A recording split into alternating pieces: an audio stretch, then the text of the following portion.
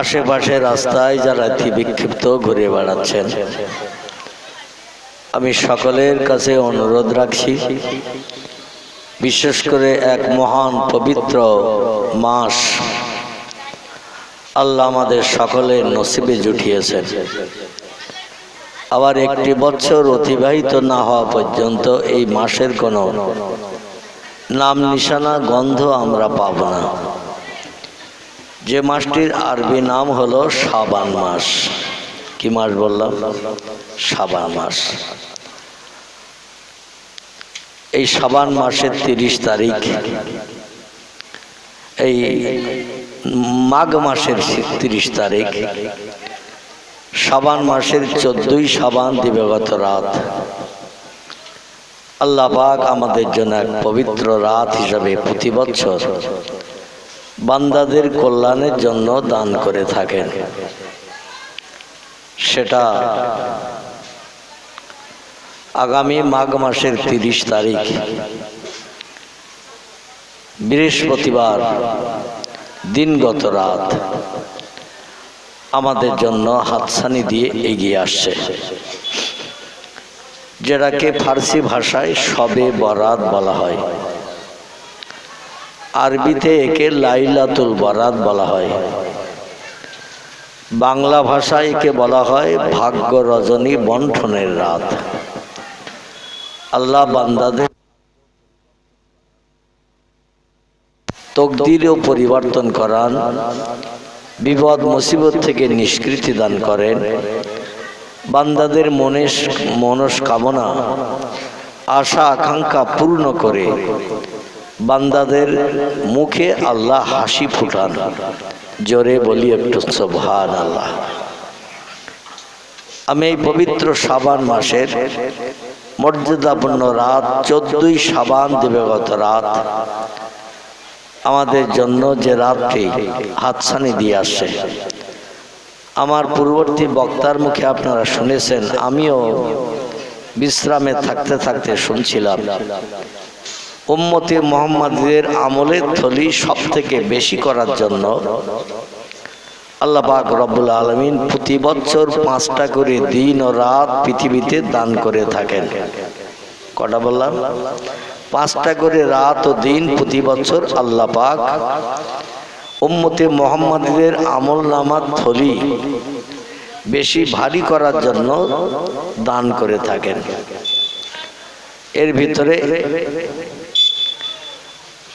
একটি রাতের হাদিস শরীফের নাম এসেছে রজব মাসের 1ম তারিখের রাত ও দিন। 2 নম্বর হলো 14ই শাবান দিনগত রাত ও 15 তারিখের দিন।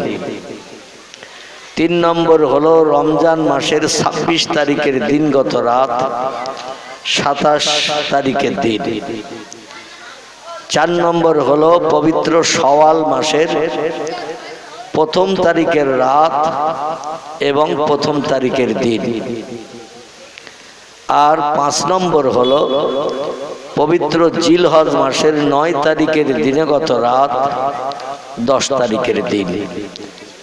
এই 5টা রাত ও দিন আল্লাহ আমাদের দোয়া কবুলের জন্য, আমল নামার থলি বেশি করে পূর্ণ করার জন্য, মনের মনোবাসনা পরিপূর্ণ করে জান্নাত হালাল বানানোর জন্য পৃথিবীতে দান করেছেন। জোরে বলি একটু সুবহানাল্লাহ। বর্ণনাকারীরা বলছেন এই 5টি রাত ও দিনের ভিতরে 2টি দিনের মর্যাদা সব থেকে বেশি, আর বাকি থাকলো কটি? 5টার ভিতরে 2টি দিনের মর্যাদা বেশি, তাহলে বাকি থাকলো কটা? 3টি। এই 3টি রাতের মর্যাদা বেশি। দিনের থেকে রাতের দাম বেশি 3টি, আর রাতের থেকে দিনের দাম বেশি 2টি। কেমন? আমি খুব সংক্ষেপ কিছু আলোচনা রেখে আজকের মজলিসের পরিসমাপ্তি ঘটাবো। কারণ কম বেশি আপনারা জানেন আগামী কাল বাদ পরশুদিন মসজিদের বাৎসরিক জলসা, ঠিক কি না? মসজিদের বাৎসরিক জলসা, সংক্ষেপ কিছু আলোচনা আল্লাহ যদি হায়াতে রাখেন আপনাদের কাছে পরিবেশন করব। আমি একটা প্রোগ্রাম ইতিমধ্যে সন্ধ্যার পরে করে এসেছি, কম বেশি আপনারা জানেন। আমাদের এলাকায় ভবানীপুর বলে একটি গ্রাম আছে। এই গ্রামের একটা বড় মাদ্রাসা, যেখানে দাওরায়ে হাদিস মানে আলেম হিসাবে ডিগ্রি দান করা হয়, একে আরবি ভাষায় দাওরায়ে হাদিস বলে। এই দাওরা হাদিস পর্যন্ত ছেলেদের শিক্ষা দেয়া হচ্ছে ভবানীপুর মাদ্রাসা, যার নেতৃত্বে আছেন জনাব আলহাজ হযরত মাওলানা ইয়াকুব আলী সাহেব। আমি মাগরিবের নামাজ অন্তে বাড়ি থেকে বেরিয়ে ওখানে গেলাম। যখন গিয়েছি তখন 7টা বাজো ভাব, অফিস ঘরে বসেছিলাম। তারপরে মাওলানা ইয়াকুব আলী সাহেব জেকেরে জামাত করলেন, লম্বা দোয়া করলেন। আমারও চোখ দিয়ে পানি বেরিয়ে গেল, কারণ এই কঠিন রোগ থেকে মুক্তি হওয়ার আগে আল্লাহ মনটা অধমের এত নরম করে দিয়েছেন। বাপ মায়ের কথা শুনলে এবং দুঃখ দুর্দশার কথা শুনলে এমনি আমার চোখ দিয়ে অটোমেটিক পানি ঝরতে থাকে, যাই কারণে আমিও কাঁদলাম তার সঙ্গে। স্টেজে উঠতেও কাঁদতে গেলাম। সকলে আমার সঙ্গে কম বেশি মোসাফা মনেকা করলেন। তো ওখানে এর আগে স্মৃতি সভা হয়ে গেছে, সে সভাতেও আমি গিয়েছিলাম, অধমকে দাওয়াত করেছিল। তো এশার আজানের পরে মানে 7টায় তখন এশার আজান হয়েছে, 7টায় এশার আজানের পরে আমাকে স্টেজে বসিয়ে দিল। তো সেখান থেকে ঘন্টা দেড়েকের মতো বক্তব্য রেখে আমি চলে এসেছিলাম। আজকেরও সেই চিন্তা ভাবনা ছিল, কারণ এখানে প্রোগ্রাম, ওখান থেকে 1-8 ঘন্টা বক্তৃতা রেখে আসবো। তো আজ এবছর আর সেই এশার আজান সব জায়গায় হচ্ছে 7:15 কি 7:30। তো দোয়া শেষের পরে 7:30 বাজতে যায়। তো আমাকে নিয়ে গেল স্টেজে, আমাকে বলল 8টায় জামাত হবে, 8টায় জামাত নামাজ হবে, তারপরে আবার জলসা শুরু হবে, আপনার টাইম 8টা পর্যন্ত, মোটামুটি 1 ঘন্টা। তো বক্তৃতা শুরু করলাম, করতে 8টা যখন বেজে যাচ্ছে আর 2-1 মিনিট বাকি, আমি আজানের জন্য প্রোগ্রাম ছাড়তে চাইলাম, কর্তৃপক্ষ ছাড়তে দিল না। বললো হুজুর নামাজ 9টা-10টায় হবে, এখন নামাজ হবে না। ইয়াকুব সাহেব স্টেজে বসেছিলেন, উনি বললেন 8টায় আজান হবে না, যদিও আমি ঘোষণা দিছি 8টায় আজান জামাত হবে। শ্রোতারা শুনছে না, আপনি বক্তব্য রেখে চালিয়ে যান। তো সে 8টার জায়গায় 8:30, 9টা, 9:30 বেজে গেছে ওখানে, মানে তাও শ্রোতারা ছাড়তে যাচ্ছে না। আমি বললাম পিছনে টান আছে, মানে এখানে আসতে হবে। এই জন্য 9:30টায় প্রোগ্রাম ছাড়লাম, শেষ করে দিলাম। বলল ভাই একটুখানি ভিক্ষুক শাস্তি হবে, তাহলে এখন এই আজান হবে এক্ষুনি, 9:30 বেজে গেছে। এশার জামাতের নামাজ হচ্ছে 9:30টার সময়, তাহলে এখন আর এই হাত পাতা যাবে? বললো আপনি হাত পাতলে আল্লাহর রহম কিছু আসবে। তো বাধ্য হয়ে ওনার মর্যাদার সম্মানের দিকে রক্ষা করে আবার একটু হাত পাতলাম। তো মিনিট 15 মতো লেগে গেল। লোক পয়সা দিচ্ছে, না নে তো পারিনি, চতুর্দিকে আসছে দিচ্ছে, দিতে মিনিট 15 মতো লেগে গেল। তো টাকা নিয়ে আমি পয়সাও নেই, মানে ওইভাবে বেরিয়ে চলে এসেছি। অবশ্যই খুঁজবে আমারে, কিন্তু পাবে না, কারণ আমার পিছনটা আমি নজরানা নেওয়ার জন্য দাঁড়িয়ে থাকিনি, বেরিয়েছিল। অনেক জায়গাতে বেরিয়েও আসি, যাই হোক এখন আমি বেরিয়ে চলে এসেছি। এখানে এসেছি তখন 10টাও বাজেনি, 9টা বোধহয় 35-40 হবে, এরকম একটা সময়। মিনিট 15 লেগেছে ভগবানীপুর থেকে এটুকু আসতে। যাই হোক,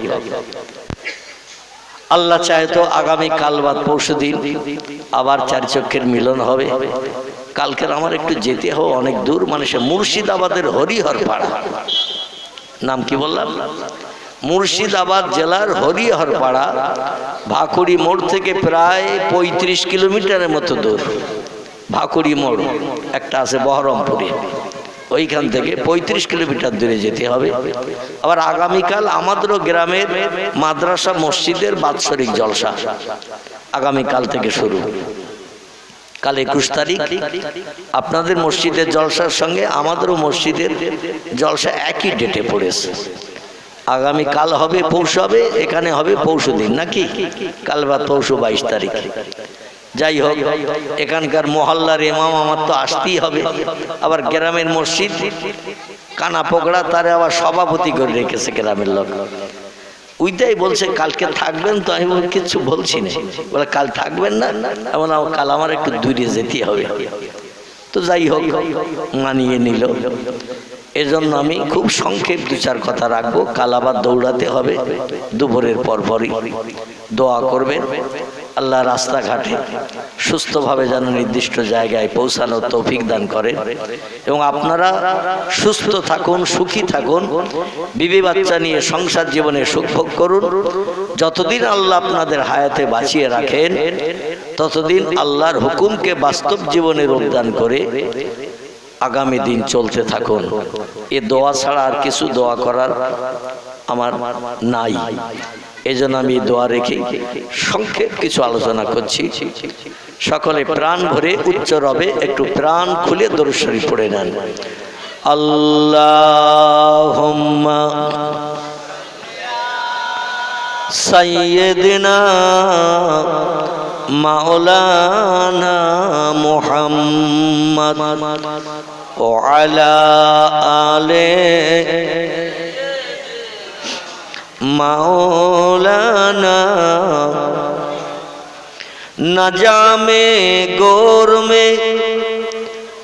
नजामे गोर में क़यामत में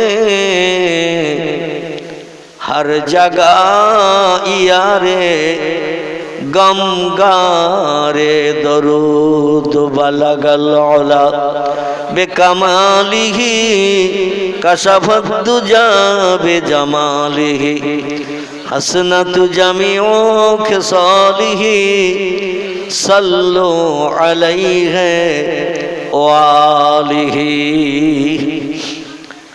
अल्हम्दुलिल्लाह अल्हम्दुलिल्लाहि व काफा व सलामुन अला इबादिहिल्लज़ीना इस्तफ़ा अम्मा बाद फ़क़द क़ाल अल्लाहु तआला फी कलामिहिल मजीद व फिल फुरक़ानिहिल हमीद। अऊज़ु बिल्लाहि मिनश शैतानिर रजीम। बिस्मिल्लाहिर रहमानिर रहीम। उद्उनी अस्तजिब लकुम कमा क़ाल अल्लाहु तआला फी कलामिहिल मजीद। वक़ाल अन्नबिय्यु सल्लल्लाहु अलैहि वसल्लम मन कान लिल्लाहि कान अल्लाहु लहु कमा क़ाल अलैहि सलातु वस्सलाम। वक़ाल अल्लाहु तआला फी शान हबीबिही इन्नल्लाहा व मलाइकतहु युसल्लूना अलन नबिय्य या अय्युहल्लज़ीना आमनू सल्लु अलैहि व सल्लिमू तस्लीमा। अल्लाहुम्मा सल्लि अला मौलाना मुहम्मद व अला आले सय्यिदिना मौलाना। अभय बानी दिल तारा अभय बानी दिल तारा ও আমিনা বিবি, শিশু পুত্র তোমার হবে শেষ জামানার নবী। আল্লাহুম্মা সাল্লি আলা সাইয়্যিদিনা মাওলানা ওয়া আলা আলি সাইয়্যিদিনা। যে শিশুকে দেখে তারা, যে শিশুকে দেখে তারা রাসূল মেনে গেল, সেই নবীরই মোহাব্বতে দরুদ মুমিন পড়ো। আল্লাহুম্মা সাল্লি আলা সাইয়্যিদিনা মাওলানা ওয়া আলা আলি সাইয়্যিদিনা মাওলানা মুহাম্মদ। আলহামদুলিল্লাহ, সমস্ত প্রশংসা, তারিফ, কৃতজ্ঞতা, শুকরিয়া আমরা তাহারি দরবারে জ্ঞাপন করি, যিনি পবিত্র শাবান মাসের গুরুত্বপূর্ণ দিন ও রাতকে সামনে রেখে আমাদের সকলকে বিবি বাচ্চার মায়া পরিত্যাগ করিয়ে, দুনিয়ার ব্যবসা বাণিজ্য কাজকর্ম ছাড়িয়ে, দুনিয়ার সমস্ত চিন্তা ভাবনা মগজ থেকে দূর করিয়ে বেহেশতের বাগানে আমাদের সকলকে আসার এবং বসার সুযোগ দান করেছেন। আমরা সেই আল্লাহর মহান দরবারে একটু কৃতজ্ঞতা শুকরিয়া জ্ঞাপন করি। সকলে গলা ছেড়ে বলুন আলহামদুলিল্লাহ। আমার ভাইরা, তো যে 5টি দিন ও রাতের কথা আমি আপনাদের কাছে বলছিলাম, এর ভিতরে 3টি রাতের মর্যাদা বেশি আর 2টি দিনের মর্যাদা বেশি। দিন দুটি কি কি? পবিত্র ঈদুল ফিতরের ঈদের দিন ঈদের নামাজ হয় রাতে না দিনে? দিনে। ঈদুল ফিতরের ঈদের দিনের মর্যাদা বেশি। বান্দা যখন গোসল করে পবিত্র কাপড় পরে ঘর থেকে ঈদের ময়দানে নামাজ পড়তে যায়, আর নামাজ অন্তে আল্লাহর কাছে মজুরির উদ্দেশ্যে বান্দারা ঈদগায় যেটা চায়, আল্লাহ ঈদগাহ থেকে নামার আগে সেটা কবুল করে নেয়। ঈদগার এরিয়া আছে না, এই ঈদগার এরিয়া থেকে নিচে নামার আগে ওই দিন আল্লাহ বান্দাদের দোয়া দাবি কবুল করে নেয়। ঈদের দিন হলো 2টি। একটি দিনের নাম ঈদুল ফিতর, একটি দিনের নাম ঈদুল আজহা, মানে কোরবানির ঈদ।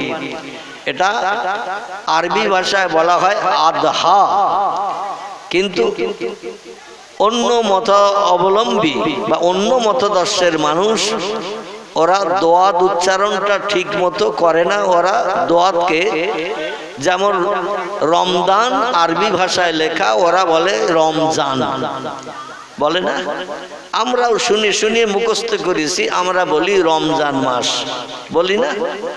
কারণ ওরা দোয়া অক্ষরটা মানে জয় অক্ষরের মতো আওয়াজ করে বা এই জয় অক্ষরের মতো উচ্চারণ করে পড়ে। এই জন্য আমরা রমাদান বলি আরবি ভাষায়, ওরা বলে রমজান। ওরা দোয়া অক্ষরকে দোয়া উচ্চারণ করে না। ঠিক তদ্রূপ ঈদুল আদহা এ শব্দটা হলো শেষে দোয়া উচ্চারণ করতে হয়, কিন্তু ওরা বলে ঈদুল আজহা। কি বলে? মানে জয় অক্ষর উচ্চারণের মতো আওয়াজ করে বলে। আমরা বলি ঈদুল আদহা, কোরবানির ঈদ। জোরে বলে একটু সুবহানাল্লাহ। এই ঈদুল আদহার দিন আল্লাহ পাক বান্দাদের ঈদের নামাজ পড়িয়ে ঈদগাহ থেকে বাইরে বেরোনোর আগে যেটা চায় আল্লাহর কাছে হাত তুলে, আল্লাহ সেটা সঙ্গে সঙ্গে কবুল করে বান্দার মুখে হাসি ফুটায়। তাহলে 5টির ভিতরে 2টি চলে গেল, আর বাকি আছে কটি? বাকি এই বাচ্চারা কনে কথা বলতেছে, বাচ্চারা কনে ওরা বাজার করতে বাদাম ভাজা আছে নাকি ওখানে, ফুরুলি পেঁজি পাপড় ফুচকা আছে নাকি ওখানে? দেখবেন ফুচকার দোকানে লাইন পড়লে এইরকম হাটের মতো আওয়াজ হয়। তো অবশ্যই আমার ধারণা ওখানে ফুচকা বিক্রি হচ্ছে না, বাদামও বিক্রি হচ্ছে না, পেঁজি ও ফুরুলি পাপড় কিছু বিক্রি হচ্ছে না, ঠিক কি না? এই জন্য আমি বাচ্চারা যারা পর্দার ভিতরে আসো, বিশেষ করে পর্দার ভিতরে থাকে কারা কথা বলে, মেয়েরা থাকে, মেয়েরা। মায়েরা বললেই হবে না, এখানে মা এবং মায়ের সন্তান বাচ্চারাও আছে না। আর মায়েরা কথা না বললেও ওই বাচ্চারা কথা বলতেছে। ইবলিস শয়তান ওদের দিয়ে অ্যাকশন চালাচ্ছে যাতে আর কেউ শুনতে না চায়, আর কেউ শুনতে না পায়। এটা হলো শয়তানের খাসলাত। ও নিজে শুনবে না ভালো কথা, কাউকে শুনতে দেবে না। এই জন্য আমি অনুরোধ রাখবো প্যান্ডেলের ভিতরে মায়ের জাত বয়স্ক মেয়েরা যারা আছেন ওই বাচ্চাদের একটু গাইড করেন। আর যদি কথা না শোনে তো অন্তত এক টিন ঘি নিয়ে ওদের লেজ মলা মতো করতে হবে, ঠিক কি না? কুকুরের লেজে যদি এক টিন গাওয়া ঘি মলতে মলতে যদি ঘিয়ের টিন খালি হয়ে যায়, কুকুরের লেজ এবার ছেড়ে দিলে সোজা হবে না বেঁকে থাকবে? এক টিন গাওয়া ঘি যদি কুকুরের লেজে মলা হয়, মলি মলে লেজটা সোজা করার জন্য যদি টানা হয়, টানার পরে যেই ঘি শেষ হয়ে গেল, লেজ ছেড়ে দিলেও লেজ ব্যাকবে না সোজা হবে? বেঁকে যাবে। মেয়েদের খাসলাত হলো ওরা বেঁকা হাড়ের তৈরি। ও হাজার ঘি মলেন আর তেল মলেন আর যাই মলেন, ওরা কিন্তু জীবনে বেঁকা হাড় সোজা হবে না, ঠিক কি না? তবে যারা আল্লাহওয়ালা, আল্লাহ প্রেমিক, খোদা ভক্ত, আলেম ওলামার কথার মর্যাদা যারা দেয়, ওদের কণ্ঠে দিয়ে আর কোনো আওয়াজ আসবে না। এই জন্য আমি বলবো কুকুরের লেজমার্কা মেয়ে যারা আসো, ঘরে যেয়ে কোরিয়ান কম্বল মুড়ি দাও। কি কম্বল? সব থেকে দামি কম্বলের নাম হলো কোরিয়ান কম্বল, কোরিয়ানের প্রোটেকশন। এই কম্বল খুব দামি কম্বল। ওই কম্বল বাড়ি যেয়ে মুড়িয়ে দাও, কারণ বাংলায় প্রবাদ আছে, মাঘের শীত বাঘের গায়েও লাগে। দিনের বেলা যদিও হালকা গরম ছিল সূর্যের তাপে, রাত যত বাড়বে ঠান্ডা তত পড়বে না, পড়বে না। ফাঁকা জায়গায় এখানে থেকে লাভ নাই, গল্প করতে হয়তো বাড়ি দিয়ে কম্বল মুড়ি দিয়ে দুজন সামনাসামনি হয়ে গল্প করো।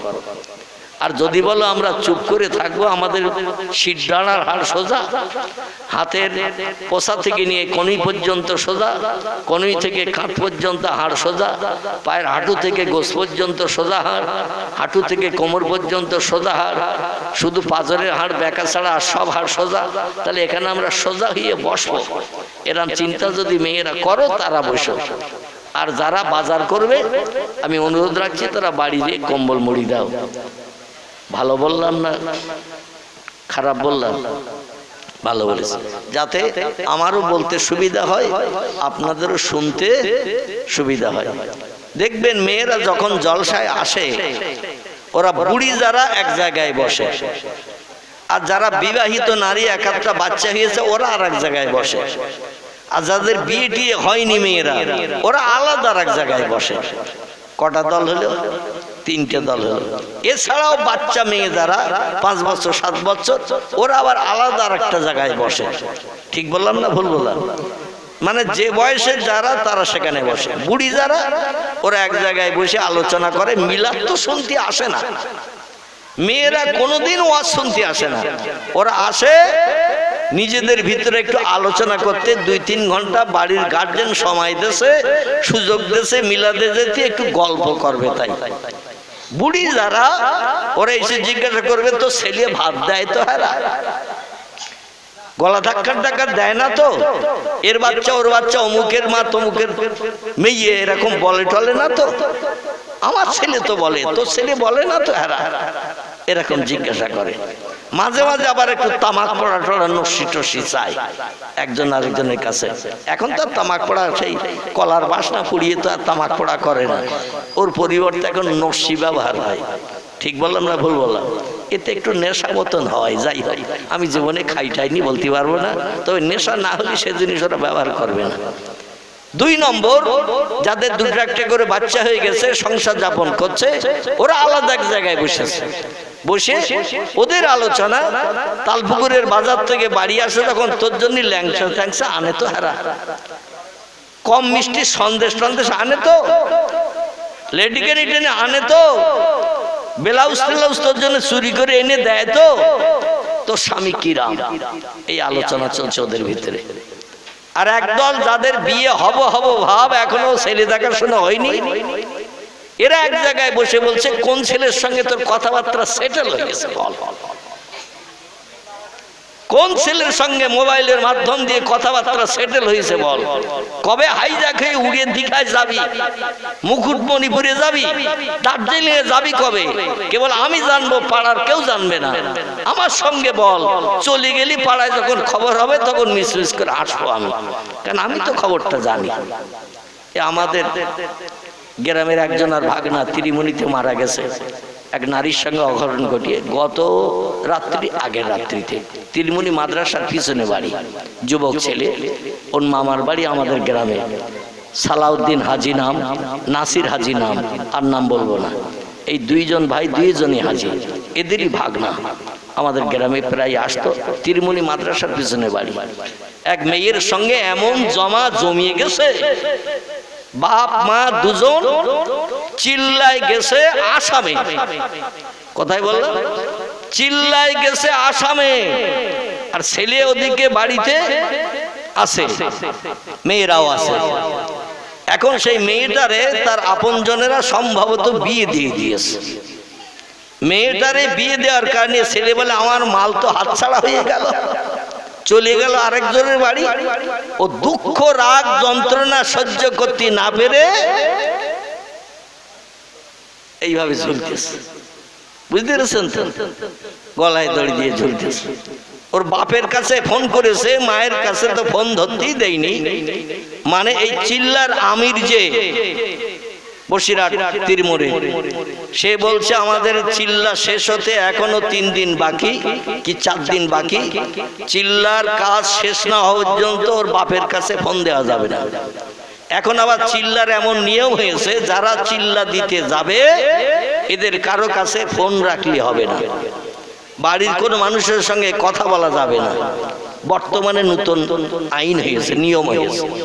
আগে মোবাইল ছিল না, এই আইনটা তখন চালু হয়নি। এখন মোবাইল হয়েছে, চিল্লায় গেলে মোবাইল নিয়ে যেতে পারবে না। ওর বাপ মা তো মোবাইল নিয়ে যায়নি, চিল্লার আমিরের কাছে থাকে একটা মোবাইল। কারো বাড়ির কোনো সমস্যা ঘটলে, কোনো অশান্তি ঘটলে, অসুবিধা হলে আমিরের কাছে ফোন করতে হবে, নাম্বারটা বাড়ির লোকের কাছে দিয়ে যায়। আর ওরা সব খালি হাতে মোবাইল বিহীন। আর আমিরের কাছে ফোন করা হয়েছে, আমাদের ছেলে গলায় দড়ি দিয়েছে, ওর বাপের কাছে ফোনটা দাও, ফোন করব। আমির বলল ওইভাবে কবর দাও, বাপের কাছে ফোন দেওয়া যাবে না। একটু জোরে বলুন নাউজুবিল্লাহ, কি সর্বনাশ। আচ্ছা, ইসলাম শরীয়ত কি এত কড়া? কথা বলে, ইসলাম শরীয়ত কি এত কড়া যে একটা ছেলে মারা গেছে, বাপের কাছে ফোন দেওয়া যাবে না, তারা এসে মরা মুখটা দেখতে পাবে না। পিতা যার সঙ্গে রক্তের এত গাঢ় সম্পর্ক, এত গাঢ়তর মহব্বত সন্তানের সঙ্গে পিতার, আর মায়ের সঙ্গে তো 32টা নাড়ি ছেঁড়া ব্যথা। কটা? 32টা নাড়ি ছিঁড়ে একটা বাচ্চা পৃথিবীতে মায়ের উদর থেকে জন্ম নেয়। সব থেকে বেশি কষ্ট লাগে সন্তান মারা গেলে কার? মায়ের। মায়ের কলিজা তো খান খান হয়ে যাবে। মায়ের কাছে তো মোবাইল দিলই না, সেদিন বাপের কাছেও জানালো না, বলে এখন দেয়া যাবে না মোবাইল। একদিন পরে বললো আমরা কি করব, বলে ওইভাবে কবর দাও।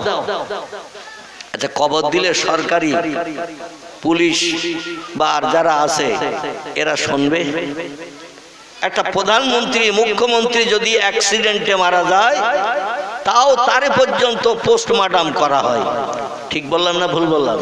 কোন নামি দামি ব্যক্তি যদি মারা যায় অ্যাক্সিডেন্টে কোনো কারণে, গলায় দড়ি দিয়ে বা বিষ খেয়ে বা কোনো হঠাৎ অ্যাক্সিডেন্টের কারণে মারা গেলে, তাদেরও পর্যন্ত পোস্টমর্টম করা হয়। আর মুসলমানদের তো কেউ চক্ষু বেড়ে দেখতে পারে না। ঠিক বললাম না ভুল বললাম? এরা ভুল করলে মেনে নেবে থানা পুলিশ, মেনে নেবে সরকারি অফিসাররা? তো ওখান থেকে বলে দিচ্ছে আসাম থেকে কবর দাও, লোকজন না জানিয়ে কবর দাও। শেষ পর্যন্ত সেই লোকজন না জানিয়ে কবর দিল। পরের দিন কবর দেওয়ার পরে ফাটাফাটি হয়ে গেল। মানে এ জানতে ও জানতে, এ জানতে ও জানতে মোটামুটি সব চাউর হয়ে গেছে।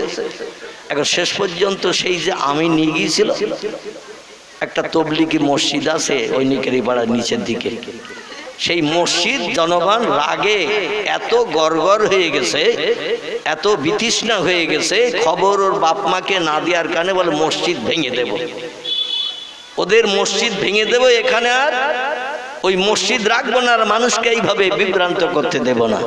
জোরে বলুন একটু নাউজুবিল্লাহ। শেষ পর্যন্ত ওর বাপের কাছে ফোনটা দেয়া হলো, দুদিন পরে লাশ তো কবরে। এখন আমি আজকের খবর বলতে পারবো না, থানা পুলিশের কানে গেলে ওরা অবশ্যই লাশ তুলবে না, তুলবে না, তুলবে, পোস্টমর্টম করবে, তারপরে তাকে আবার কবর দেওয়ার ব্যবস্থা করা হবে। হায় রে আফসোস, আমি বলতে চাচ্ছি এই কথাটাই যে ইসলাম শরীয়ত এমন নিন্দনীয় আচরণ ব্যবহার করার কোনো পরিবেশ তৈরি করেনি বা সুযোগ দেয়নি। আল্লাহ আমাদের ওই সমস্ত কাজকর্ম থেকে হেফাজত করুন। আল্লাহ আমাদের সুস্থ পয়গম্বর মুহাম্মদ রাসূলুল্লাহর নির্দেশাবলী বাস্তব জীবনে রূপদান করে বাপ হয়ে সন্তান মারা গেলে তাকে নিজ হাতে করে দাফন করার ব্যবস্থা করার সুযোগ দিন। আবার পিতা মারা গেলে সন্তানেরা অন্তত বাপকে নিজ হাতে করে কবরে দাফন করে আল্লাহর কাছে দোকানে হাত তুলে দোয়া করার সুযোগ পান। আল্লাহ কোরআনে বলছেন, অকুর রব্বির হামহুমা কামা রব্বায়ানি সাগীরা। সৎ সন্তান, মায়ের নাড়ি ছেঁড়া ব্যথা, বাপের কষ্ট করা, পরিশ্রম করা, জন্মদান করা সন্তান যদি বাপ মা মারা যায়, কবরে যদি কবরস্থ করে দোকানে হাত তুলে দোয়া করে, আল্লাহ পিতামাতার দোয়া কবুল করে সন্তানের কবরে জান্নাতি নেমাত চালু করে। আবার সন্তান মারা গেলে বাপ মা যদি দোয়া করে, বাপ মায়ের দোয়া বিদ্যুতের মতো আল্লাহর দরবারে কবুল হয়ে যায়। জোরে বলুন সুবহানাল্লাহ। অপরাধী হলেও আল্লাহ পাক বাপ মায়ের দোয়ার ওসিলা করে অপরাধকে ক্ষমা করে। বাপ মায়ের দোয়া খুব বড় দোয়া। আল্লাহ নবী বলছেন, হুমা জান্নাতুকা হুমা নারুকা। বাপ মা হলো তোমার জন্য জান্নাতে যাওয়ার রাস্তা খোলা, বাপ মা হলো তোমার জন্য জান্নাতে যাওয়ার পথ পরিষ্কার করা, এবং পিতামাতাই তোমার জন্য আবার জাহান্নামের রাস্তা খুলে দেওয়ার দায়িত্ব পালন করেছে, বা জান্নাতে জাহান্নামে যাওয়ার রাস্তা পরিষ্কার করে দিয়েছে। এজন্য এমন আচরণ, এমন ব্যবহার বাপ মায়ের সঙ্গে রাখো। ওয়াকিলাহুমা কাওলান কারীমা, ওদের সঙ্গে নরম ব্যবহার করো, নরম আচরণ করো। ইল্লা উফিন, বাপ মায়ের সঙ্গে এমন ব্যবহার করিও না যে তোমার বাপ কোনোদিন আহ, মা কোনোদিন উহ শব্দ ব্যবহার না করে।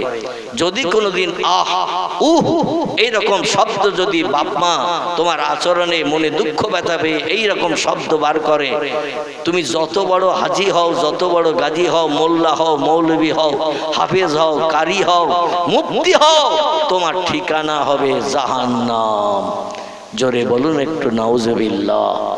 এই জন্য আমরা আহলে সুন্নাতুল আকিদা মোতাবেক, আহলে সুন্নাতুল জামাতের আকিদা মোতাবেক মানুষ, আল্লাহ যে পথে আমাদের রেখেছেন ওই পথে যেন আমাদের রেখে কবরে যাওয়ার তৌফিক দান করেন। সকলে বলুন আমিন। একটু মহব্বতে দরুদ শরীফ। আল্লাহুম্মা সাল্লি আলা সাইয়্যিদিনা মাওলানা ওয়ালা আলে সাইয়্যিদিনা মাওলানা মুহাম্মদ।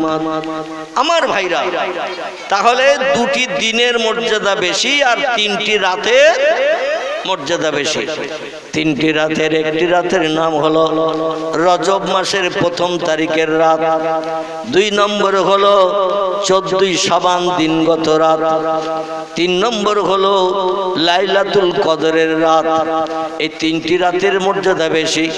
দিনের মর্যাদা কেমন বেশি, রাতের মর্যাদা কেমন বেশি, আসুন আবার আপনার সামনের দিকে একটু এগিয়ে যাই। এক মনে ধীর স্থির ভাবে তথ্যটা শুনুন।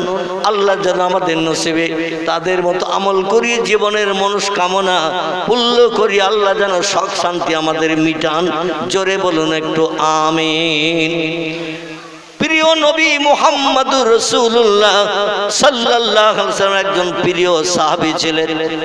লোকটির নাম আমি বলবো এবং তার স্ত্রীর নামও আপনাদের কাছে বলবো। স্ত্রীর নাম হলো উম্মে সালমা, লোকটির নাম হলো আবি সালমা। জোরে বলুন একটু সুবহানাল্লাহ। নবীর মহব্বতের ভক্ত, মহব্বতের সাহাবী। সাহাবীর নাম হলো আবু সালমা, আর সাহাবিয়া নারীর নাম হলো, স্ত্রীর নাম হলো উম্মে সালমা। প্রিয় নবী মুহাম্মদ রাসূলুল্লাহ মসজিদে নববীতে আসরের নামাজ আনতে, কোনদিন বা ফজরের নামাজ আনতে, কোনদিন বা ইশার নামাজ আনতে বক্তৃতা দিতেন, ওয়াজ নসিহত করতেন। তো অধিকাংশ দিন রাতের বেলা খুব একটা বক্তৃতা দিতেন না, কারণ অনেক দূর দূরান্ত থেকে সাহাবীরা হেঁটে হেঁটে আসতো মসজিদে নববীতে নামাজ আদায় করার জন্য। নবী বলেছেন, আমার হাতে গড়া মসজিদে কোনো ব্যক্তি যদি একটা না 40 ওয়াক্ত নামাজ আদায় করে বা জামাত ইমামের পিছনে, আমি মুহাম্মদ রাসূলুল্লাহ বলছি তাকে জান্নাতে নিয়ে যাওয়ার দায়িত্ব স্বয়ং আমার কাঁধে চেপে গেল। কত 40 ওয়াক্ত নামাজ বা জামাত ইমামের পিছনে যদি কোনো ব্যক্তি একটানা আদায় করে, ওই লোকটিকে জান্নাতে যাওয়ার দায়িত্ব আমার কাঁধে চেপে গেল। এমনকি জান্নাতে নিয়ে যাওয়ার জন্য আমার উপরে ওয়াজিব হয়ে গেল। ফরজের পরের স্টেজ হলো ওয়াজিব। নবী বলছে সেই ওয়াজিবের দায়িত্ব আমার কাঁধে চেপে গেল। লা ইয়াদখুলুল জান্নাহ, আমি মুহাম্মদ তত সময় পর্যন্ত জান্নাতে যাব না এই ব্যক্তিকে যত সময় জান্নাতে না ঢুকাবো। প্রিয় নবী মুহাম্মদ রাসূলুল্লাহ শাবানের চাঁদের আলোচনা করছিলেন। শাবান শব্দটি হলো আরবি ভাষা, এর বাংলা অর্থ হলো গুনাহ মাপের মাস। আমরা সাবান দিয়ে যেমন গায়ের ময়লা পরিষ্কার করি, জামা কাপড় পরিষ্কার করি, আল্লাহ বান্দার দেখে যত ময়লা মাখবে এই ময়লাগুলো পরিষ্কারের জন্য বছরে একটা মাস করে আল্লাহ ময়লা পরিষ্কারের মাস দান করেছেন। এই মাসটির নাম হলো পবিত্র শাবান। প্রিয় নবী মুহাম্মদ রাসূলুল্লাহ সাল্লাল্লাহু আলাইহি ওয়াসাল্লাম তিনি মসজিদে নববীতে আসরের নামাজ আনতে, সাহাবীরা বলেন কুমিয়া ইয়াল আসহাব, এই সাহাবীরা নামাজ আনতে একটু বসে যাও, এই মাসের গুরুত্ব মর্যাদা সম্পর্কে কিছু আলোকপাত করব, যাতে এই মাসের মর্যাদা সম্পর্কে তোমরা জানা বোঝা করে মাসটার মর্যাদা দিয়ে জীবনের সুখ শান্তি আল্লাহর কাছ থেকে মিটিয়ে নিতে পারো। কারণ এই পবিত্র রাতে 14ই শাবান দিনগত রাতে যে ব্যক্তি বেশি বেশি করে নফল নামাজ পড়ে, রাত জাগে, তসবিহ তাহলিল পাঠ করে, আল্লাহ পাক রব্বুল আলামিন তার দোয়া দাবি কবুল না করে পারেন না। প্রিয় নবী মুহাম্মদ রাসূলুল্লাহ নামাজ আনতে মসজিদে নববীর ভিতরে এই মাসের মর্যাদা সম্পর্কে আলোচনা করছেন। এমনকি বলছেন কারো যদি কিছু জীবনের দুঃখ দুর্দশা থাকে, অভাব থাকে, সমস্যা থাকে, আল্লাহর রেজামন্দির জন্য একটু বেশি বেশি করে নফল নামাজ আদায় করবে। নফল নামাজ আদায় করে ভোর হওয়ার আগে, পূর্ব দিকে সূর্য উদয় হওয়ার আগে আল্লাহ কোরআনে বলছেন সালামুন হিয়া হাত্তা মাতলাইল ফজর, তুলিয়ে ফজর পূর্ব দিকে সূর্য উদয় হওয়ার আগ মুহূর্ত পর্যন্ত এই রাতের ইজ্জতের খাতিরে আল্লাহ পাক রহমতের দরজা খুলে দিয়ে থাকেন। এই জন্য কারো কিছু চাওয়ার থাকে, মজুরি কেটে যদি মজুরি নেওয়ার ইচ্ছা থাকে, ফজরে সূর্য উদয় হওয়ার আগে আল্লাহর কাছে হাত পাতি হোক, আল্লাহ তোমাকে বঞ্চিত করবেন না। যেটা মনের শখ, যেটা মনের ইচ্ছা এই রাতে আল্লাহ পাক কবুল করে বান্দার মুখে হাসি ফুটান। হযরত আবু সালমা বিশ্ব নবী মুহাম্মদ রাসূলুল্লাহর মসজিদে এসে আসরের নামাজ আনতে নবীজি শাবান মাসের মর্যাদা গুরুত্ব সম্পর্কে, যাকে লাইলাতুল বরাত বলা হয়, ভাগ্য বন্টনের রজনী, শবে বরাত বলা হয়। ফার্সিতে সব মানে হলো রাত, বরাত মানে হলো ভাগ্য বন্টন, বাংলা ভাষায় কে বলা হয় ভাগ্য বন্টনের রজনী। আল্লাহ পাক মানুষের ভাগ্যকে পরিবর্তন করেন, তকদিরও পরিবর্তন করে দিয়ে নতুন তকদির তার জন্য বানিয়ে দেন। নবী অন্য হাদিসে বলেছেন বলেছেন আত-তাকদীরু লা ইয়ারুদ্দু ইল্লা বিদুআ, তকদিরের কোনো পরিবর্তন কোনোদিনও হবে না। আল্লাহ যার তকদিরে যেটা রেখেছেন সেটাই তার নসিবে জুটবে। সাহাবীরা বলে ইয়া রাসূলুল্লাহ, পরিশ্রম করে কাজকর্ম করে আমরা কি তকদির পরিবর্তন করতে পারবো না? নবী বলেন একটা মাত্র ক্ষেত্রে তকদির পরিবর্তন হয়, সেটি হলো ইল্লা বিদুআ, বান্দা যখন কারো কাছে হাত না পেতে, কারো কাছে সাহায্য না চেয়ে, জিনের জীবনের মনের দুঃখ দুর্দশা কারো কাছে না জানিয়ে আল্লাহর কাছে যখন জানায়, তবে শর্ত হলো চোখের পানি একটু নির্গত করতে হবে, চোখের পানি বার করতে হবে। আল্লাহ চোখের পানি বড় পছন্দ করেন, কবুল করেন। এই জন্য চোখের পানি মাছের মাথার ন্যায় ছোট্ট ফোঁটা হলো নাকের ডগা পর্যন্ত নামিয়ে দিয়ে দেবে। নাকের ডগা পর্যন্ত যদি চোখের পানি নেমে যায়, আল্লাহ সেই বান্দারে বঞ্চিত করেন না। জোরে বলুন একটু সুবহান। আবু সালমা, নবীর সাহাবীরা মসজিদে নববীতে নামাজ আদায় করে পয়গম্বর যে ওয়াজ নসিহত করতেন, বাড়িতে এসে স্ত্রীদের কাছে সেগুলো বলতেন। সাহাবীরা নবীজির মুখে যে সমস্ত ওয়াজ নসিহত মসজিদে নববীতে শুনতেন, বাড়ি এসে বিবিদের কাছে বলতেন, আর বিবিরা সেগুলো আমল করার জন্য ব্যতিব্যস্ত হয়ে পড়তেন। জোরে বলুন একটু সুবহানাল্লাহ। আবু সালমা বলেন, বিবিরি, এই সবার মাঝের একটা গুরুত্বপূর্ণ রাত আল্লাহ উম্মতে মুহাম্মাদিয়ার জন্য দান করেছেন। এমনকি আল্লাহ পাক কোরআন পাকের ভিতরেও তত্ত্ব জানিয়ে দিয়েছেন যে 1000 মাস রাত জেগে জেগে ইবাদত বندگی করলে যত সওয়াব হবে, খায়রুম মিন আলফি শাহর। আল্লাহ পাক কোরআন পাকের ভিতরে জানিয়ে দিয়েছেন সূরা কদরের ভিতরে আল্লাহ বলছেন 1000 মাস রাত জেগে জেগে ইবাদত বندگی করলে, উপাসনা করলে, দিনের বেলাও নফল নামাজ পড়লে, এমন করে অন্যান্য নামাজগুলো আদায় করলে যত সওয়াবের অধিকারী হবে, এক রাতের বিনিময়ে তার থেকে খায়রুন আরো বেশি সওয়াব বান্দার নামামলে থলিতে লেখা হবে। এবং নামাজ আদায়ের পরে আল্লাহর কাছে বান্দা যদি জীবনের শখের কথা বলে, আল্লাহ কোনো বান্দারে খালি হাতে ফিরান না। জোরে বলুন একটু সুবহানাল্লাহ।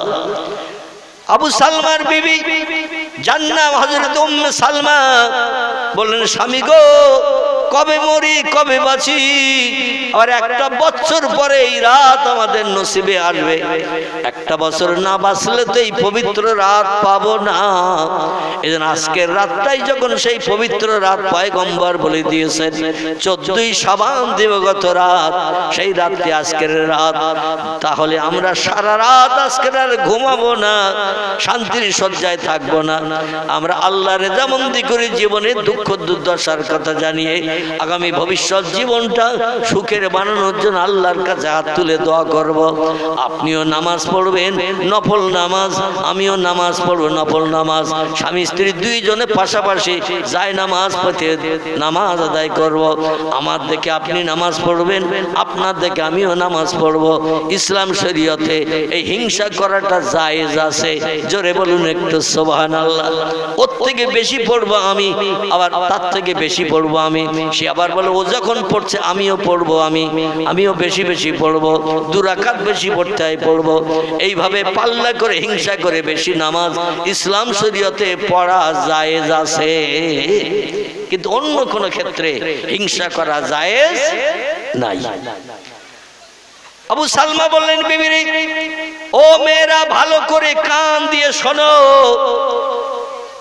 আল্লাহর পয়গম্বর মুহাম্মদ রাসূলুল্লাহ জানিয়েছেন, আল্লাহর ইবাদত করে আল্লাহরে যদি খুশি রাজি করতে চাও, রাতের বেলা একটু তোমরা ক্ষুধার্ত থাকিও, বেশি পেট ভরে যেন খেও না। সবে বরাতে, সবে কদরে, এমন করে আশুরায় দেখবেন আমাদের বাড়িতে কম বেশি ভালো মন্দ রান্না করা হয়, আর এমন খাওয়া খাই শুয়ে পড়লে আর ওঠার ইচ্ছা থাকে না। ঠিক বললাম না ভুল বললাম? অধিকাংশ বাড়িতে রুটি তৈরি হয়, গোশত তৈরি হয়, হালুয়া তৈরি হয়, পায়েস তৈরি হয় সবে বরাতে রাতে। তবে আগের থেকে এখন একটু কম হয়ে গেছে। ঠিক বললাম না ভুল বললাম? সবে বরাতের মাস আসলেই ঢেকিতে শুধু ঢোলের মতো গুড়ুম গাড়াম আওয়াজ হতো। ঠিক বললাম না ভুল বললাম?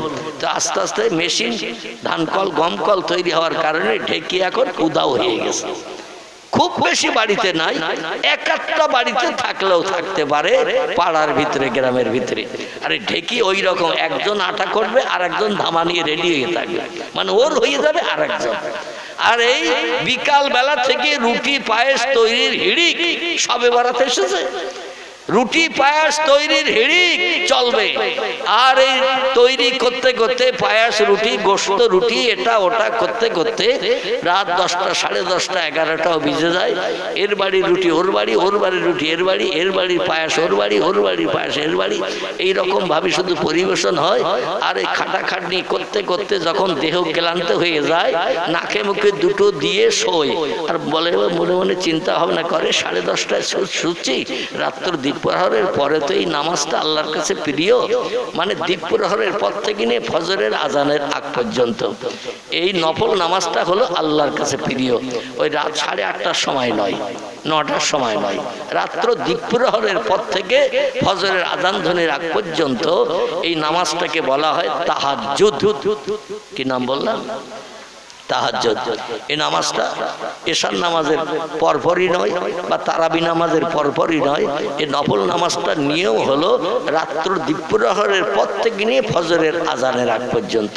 কিন্তু আমরা মনে মনে চিন্তা ভাবনা করি, খাটাখাটনি তো খুব করেছি, রুটি পায়েস তৈরি করেছি, পাড়ার বিভিন্ন লোকের বাড়ি দিয়েছি, বাচ্চা কাচ্চাদের দিয়েছি, ঘন্টা দেড়েক একটুখানি বিশ্রাম নেই, 12টার পরে উঠবো। আর ওই যে শুয়েছে ইবলিস শয়তান, এমন তালপাকার পাতার হাওয়া দিচ্ছে, ও এমন কাল ঘুমিয়েছে, ওর ঘুম ভেঙে গেছে বেলা 9টার সময়। কটার সময়? বেলা 8:30, 9টার আগে আর ঘুম ভাঙেনি, ক্লান্ত দেহ ঘুমিয়ে পড়েছে। আর ইবলিস শয়তান তালপাকার পাতার ঠান্ডা হাওয়া দিয়ে দিয়েছে, ঘুমো, খবরদার যেন উঠবি না, নামাজ যেন পড়বি না। আর তোরে এমন কাল ঘুম পাড়িয়েছি, বেলা 9টার আগে আর ঘুম ভাঙবে না। কোথার শবে বরাত কোথায় চলে গেল, কোথায় লাইলাতুল কদর চলে গেল, কোথায় আমার ভাইরা রজব মাসের 1ম তারিখে দিন রাত চলে গেল, আমাদের কাছে আর কোনো খবর নাই। আবু সালমা বলছেন, প্রাণের বিবি, এই জন্য আমাদের খাওয়া দাওয়া একটু কম করতে হবে, কারণ বেশি খেলে পেট ভারী হয়ে যাবে, ইবাদত করতে অসুবিধা হবে। আর আমরা এইরকম দিন রাতে একটু বেশি বেশি খাই। ঠিক বললাম না ভুল বললাম? একটু বেশি বেশি খাই আমরা। তো যাই হোক, খাওয়ার কারণে শরীর মেজমেজি হয়ে যায়, আল্লাহর ইবাদত করতে অনীহা প্রকাশ হয়। আমার ভাইরা, স্বামী স্ত্রী দুইজনে প্রিয় নবী মুহাম্মদ রাসূলুল্লাহর কথা মোতাবেক নবী বলছেন, এমন খাদ্য খাবে পেটটারে 3টে ভাগে ভাগ করে নেবে। কটা? পেটটারে 3টি ভাগে ভাগ করবে। 1 ভাগ খাদ্য খাবে, 1 ভাগ পানি পান করবে, আর 1 ভাগ তোমরা খালি রেখে দেবে।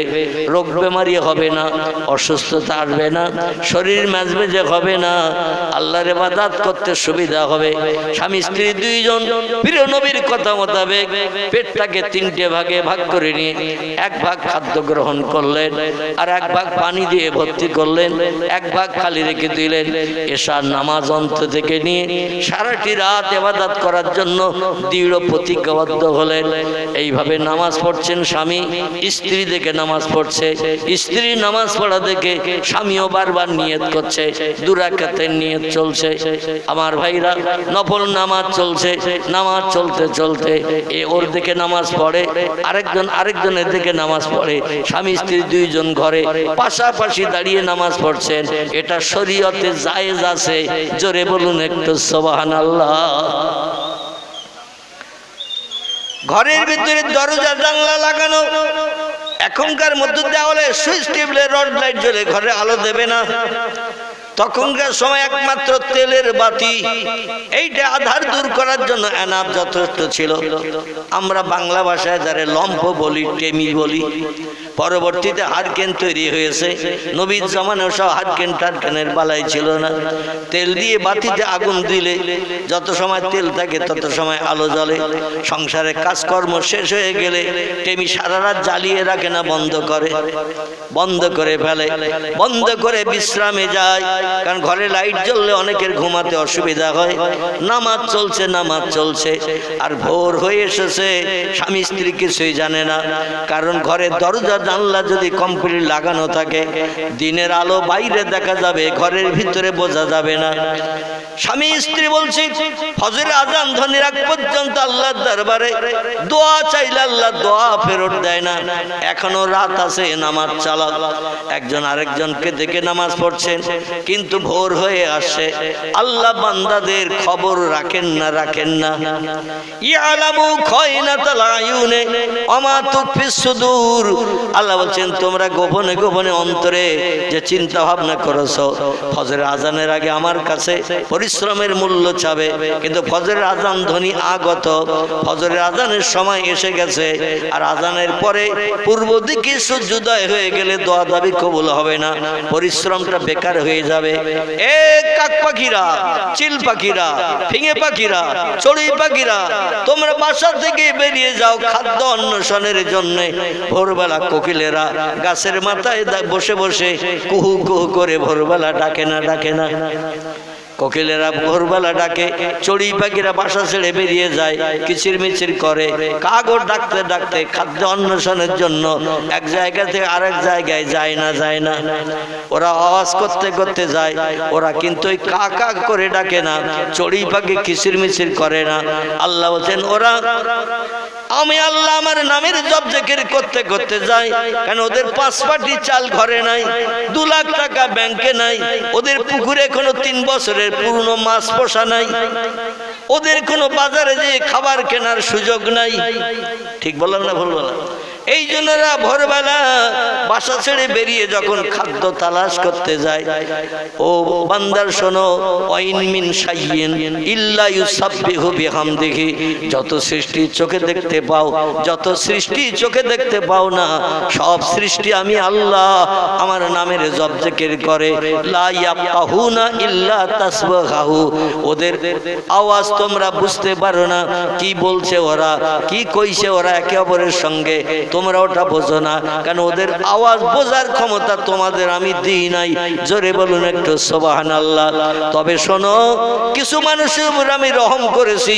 ঈসা নবী মায়ের পেট থেকে যখন পৃথিবীতে এসেছে, আমি আল্লাহ পাক 1500 ভাষা 3 দিনের মাথায় আমি আল্লাহ তার মেমোরিতে জমা করে দিয়েছি। তোমরা বাংলা বললে বোঝো, হিন্দি বললে বোঝো, ইংরেজি বললে বোঝো না, ফার্সি বললে বোঝো না। ঠিক না ভুল? পলি, গুজরাটি, মারাঠি, মালয়ালি এরকম ভাষায় কথা বললে আমরা কি বুঝবো? মনে করবো চড়াই পাখির মতো কিচিরমিচির করছে, কিছুই বুঝি না। কিন্তু আল্লাহ সব সৃষ্টির ভাষা যিনি দিয়েছেন, ওদের ভাষা তিনি বোঝেন না। এই জন্য আল্লাহ বলছেন তোরা বাসা ছেড়েছিস, 5 পাটি চাল ঘরে নাই, ব্যাংকে টাকা নাই, পুকুরে মাছ পোষা নাই, কোনো বন্ধুর কাছে পয়সা পাস না, পয়সা কালেকশন করে নিয়ে বাজারে যেয়ে বাজার করে আনবি, এমন সুযোগ তো ওদের নাই। এই জন্য ওরা বাসা থেকে বেরিয়ে আমি আল্লাহ আমার নামের তসবিহ পড়তে যায়। বলে আল্লাহ যেখানে যাচ্ছি ওখানে যেন অনাহারা না থাকে, তোমার দেয়া রিজিক যেন আমি পাই। আল্লাহ বলছে ইন্নাল্লাহা ইয়ারযুকু মাইয়াশাউ বেগৈরে হিসাব। আমি আল্লাহ হলাম রিজিক দাতা, যার ইচ্ছা করি তার আমি খাদ্য পরিবেশন করি। আমার দেয়া খাদ্য ছাড়া বাড়তি খাদ্য খাওয়ার ক্ষমতা কারো নাই। যত সৃষ্টি আছে সব সৃষ্টির রিজিক আমি আল্লাহ পরিবেশন করে থাকি। জোরে বলুন সুবহানাল্লাহ। স্বামী স্ত্রী 2 জন চিন্তা ভাবনা নিয়েছে, আবার কি বাজার শুরু হয়েছে? ও আসলে ঘি ডললো কাজ হবে না, আগে বলেছিলাম। তবে খিদিরপুরে মেয়েদের নামে বদনাম দেবে না, ওরা তো আবার শুক্রবারে ভাত দেবে না আমার, ঠিক কি না? বলে হুজুর আমার নামে বদনাম দেবে, শুক্রবার না খেয়ে বাড়ি যেতে হবে। তো তা যদি বলেন তাও নাই যাবো, তন্ত মুখটা বন্ধ কর মা, মুখ বন্ধ কর। আর ভালো না লাগে উঠে বাড়ি যা, কম্বল মুড়ি দিয়ে। এখানে কেন গ্যাস করছিস তোরা? আহারে, পাখিরা বাসা ছেড়ে বেরিয়ে গেছে ভোরবেলা। আর পাখিরা যখন বাসা ছেড়ে বেরিয়ে যায়, ওরা কণ্ঠের আওয়াজ দিতে দিতে যায়, ওদের কণ্ঠের আওয়াজ হলো আল্লাহর নামের জিকির। জোরে বলুন একটু সুবহানাল্লাহ। আবু সালমা ডেকে বলে, বিবিরি ঘরের দরজা বন্ধ, জানালা বন্ধ, আধার কাটে নাই, বাইরে বোধহয় ফর্সা হয়ে গেছে। ফর্সা না হলে কাক পাখিরা, শালিক পাখিরা, চড়ুই পাখিরা তো বাসা ছাড়ে না, নিশ্চয়ই ফর্সা হয়ে গেছে, আলো দেখা গেছে, এই জন্য ওরা বাসা ছেড়েছে খাদ্য আহরণের জন্য, খাদ্য খোঁজ করার জন্য আমাদের বাড়ির উপর দিয়ে চলে যাচ্ছে, আওয়াজ করতে করতে যাচ্ছে ওদের ভাষায়। আমাদের তো এখনো পর্যন্ত পরিশ্রমের মূল্য চাওয়া হয় নাই। আল্লাহর কাছে হাত তুলতে হবে তাড়াতাড়ি, সূর্য পূর্ব দিকে উদয় হয়ে গেলে আমাদের দোয়া দাবি আর কবুল হবে না, সারা রাতের পরিশ্রমের কোনো মূল্য নসিবে জুটবে না। জোরে বলুন একটু সুবহানাল্লাহ। স্ত্রী বলছে, না মিয়া যাওজি, প্রাণের স্বামী আপনি তো ওই তত্ত্বই পয়গম্বরের মুখ থেকে শুনে এসেছেন, আমার কাছে জানিয়েছেন, এই জন্যই তো আমরা স্বামী স্ত্রী কন্যা সন্তানকে, সালমা নামের মেয়েটাকে ঘুম পাড়িয়ে রেখে সারা রাত আল্লাহর সন্তুষ্টির জন্য দাঁড়িয়ে দাঁড়িয়ে যায় নামাজে নফল নামাজ আদায় করেছি আল্লাহর রেজামন্দির উদ্দেশ্যে। কিন্তু নামাজ পড়লাম, মজুরি খাটলাম, পরিশ্রম তো নেয়া, পরিশ্রমের মূল্য তো নেওয়া হয় নাই। ও আমার প্রাণের স্বামী, হাত তুলুন আপনি, আমি আপনার পাশে বসে বসে আল্লাহুম্মা আমিন, আল্লাহুম্মা আমিন করি। কারণ একজন দোয়া করলে আর 10 জন যদি থাকে ওই সঙ্গে তারাও হাত তুলে আমিন আমিন করে না, করে না, কি করে না, করে না, আমিন আমিন করে। আমিন শব্দটি আরবি ভাষা, এর বাংলা অর্থ হলো আল্লাহ, যিনি দোয়া করছেন, যে কথা বলছেন ওই কথায় আমিও একমত, আল্লাহ দোয়াটা কবুল করে নেন। স্ত্রী বললেন, প্রাণের স্বামী আমরা সংসারে বড় অভাবী, নবীর গরিব সাহাবীদের ভিতরে আমরা একজন, আমাদের বিল্ডিং নাই, পাথরের গুহার ভিতরে আমরা বসবাস করি। কোথায়? পাথরের পাহাড়ের পাথরের গুহার ভিতরে আমরা বসবাস করি। এ প্রাণের স্বামী, নুন আনতে পান্তা ফুরোয়, পান্তা আনতে নুন ফুরোয়, কোনদিন মজুরি হয়, কোনদিন আপনার মজুরি হয় না। আমি পর্দা পুশিদা নারী উম্মে সালমা, সংসারের ঘর কন্যার কাজ করি, বাইরে কোনো পরিশ্রম করতে যাই না। এখন তো সরকার সুযোগ করে দিয়েছে, নারী পুরুষের মর্যাদা সমান সমান, ছেলেরা কাজ করতে যাবে আর মেয়েরা ছায়ায় থাকবে, ওটা সরকার আমরা পছন্দ করি না।